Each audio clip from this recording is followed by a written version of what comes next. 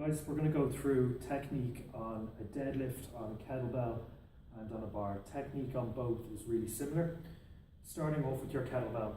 Process you're going to use for your deadlift on the kettlebell is going to be exactly the same as on the bar.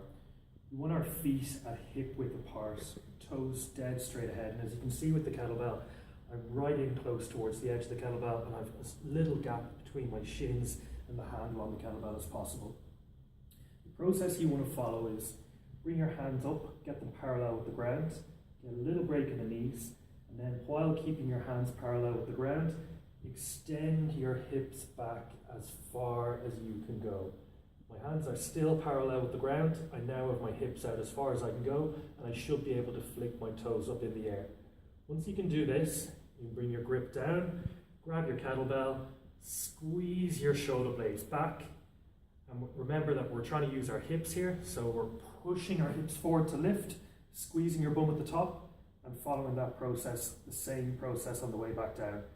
Little bend in the knees, hips go back, back, back, back, back, all the way back, weights on the heels, kettlebell touches the ground, push the hips forward again.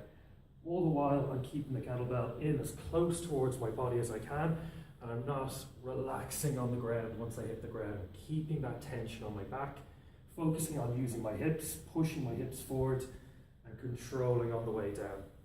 That's your kettlebell deadlift.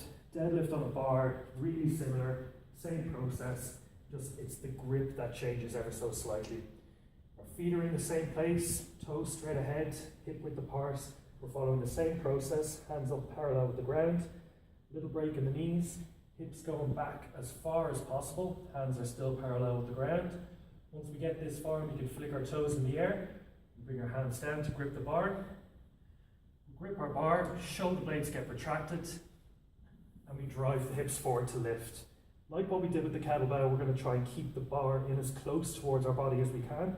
So we get that little break in our knees, hips go back, bars in contact with the quads, contact with the shins. I'm touching the ground, but I'm keeping the tension, pushing the hips forward, squeezing bum at top, and controlling on the way down. All the while keeping the bar in contact with shins and quads, and keeping the tension on your back, keeping it as tight as you can. That's it guys, kettlebell deadlift and barbell deadlift.